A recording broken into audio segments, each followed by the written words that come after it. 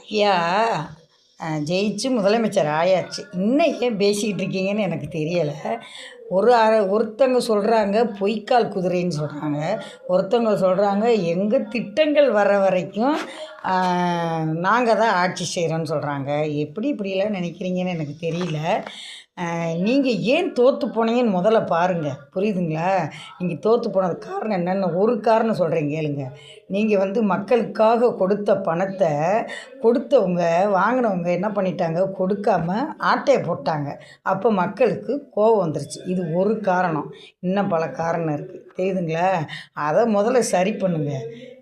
கொடுக்காம பணம் ஓட்டு நமக்கு விழுந்துரும், பணம் கொடுத்துருக்கோம் அப்படின்னு கெத்தாப்பில் உட்காந்துருந்தீங்க.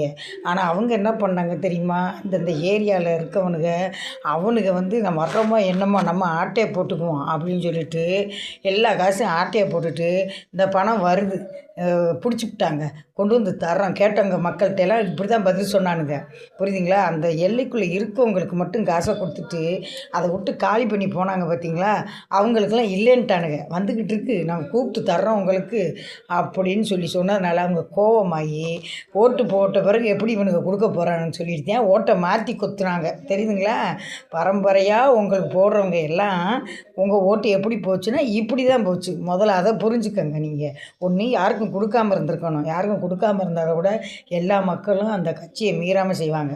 பாதி பேர்த்துக்கு கொடுத்து பாதி பேர்த்துக்கு கொடுக்காம, அது ஒரு காரணம். ரெண்டாவது காரணம் என்னன்னு கேளுங்க. குடும்ப அட்டைதாரர்களுக்கு நீங்கள் பணம் கொடுத்துருந்தீங்கன்னா மக்கள் மகிழ்ச்சி அடைவாங்க. ஆனால் நீங்கள் தனியாக ஒரு அக்கௌண்ட் ஒன்று ஓப்பன் பண்ணி அதில் போட்டுக்கிட்டுருக்கீங்க பாருங்கள், அது கோவம். இப்பையும் விஜய் போட்டுக்கிட்டு இருக்கா அப்படியா, அப்பையும் கோவப்பட தான் செய்வாங்க. அடுத்தோம் நமக்கு ஒரு சலுகையும் கிடைக்கலையேன்னு குடும்ப அட்டைதாரர்கள் மூலியமாக நீங்கள் கொடுத்துருந்தா அவங்க கண்டிப்பாக உங்களை இது பண்ணியிருக்கவே மாட்டாங்க, புரியுதுங்களா? இது ரெண்டாவது காரணம். எனக்கு தெரிஞ்சு இந்த 2 காரணம். இன்னும் நிறைய காரணம் இருக்குது, தேடுங்க, சரிங்களா? தேடிட்டு அப்புறமேட்டுக்கு உங்களை மாற்றிக்கங்க. பணம் கொடுத்து ஓட்டு வாங்கன்னு மட்டும் நினைக்காதீங்க. ஒருத்தர் கொடுத்து ஒருத்தருக்கு கொடுக்கல அப்படிங்கிறப்ப அவங்களுக்கு கோபம் வரும். எதுக்கு நம்ம போடணும், நமக்கே அவனுக்கு கொடுக்கலையே அப்படின்னு நினப்பாங்க, தெரியுங்களா? இந்த காசெல்லாம் ஆட்டையை போட்டது யாருன்னா, நீங்கள் யாரை நம்பி கொடுத்தீங்களோ அவனுங்க தான் ஆட்டையை போட்டானுங்க ஏரியாவில், புரியுதுங்களா? திண்டுக்கல்லாம் பார்த்தா நிறைய இடத்துல பாதி பேருக்கு பணமே கொடுக்கல. அப்புறம் எப்படி நீங்கள் திண்டுக்கல்லில் ஜெயிச்சிங்கன்னு எனக்கு தெரியல, சரிங்களா? அதனால தான் பெரும்பான்மை ஓட்டு தாவேக்காவுக்கும் போயிருக்கு. 1000 ஓட்டு வித்தியாசத்தில் தான் ஜெயிச்சிருக்கீங்க, பார்த்துக்கங்க. இதுதான் காரணமே.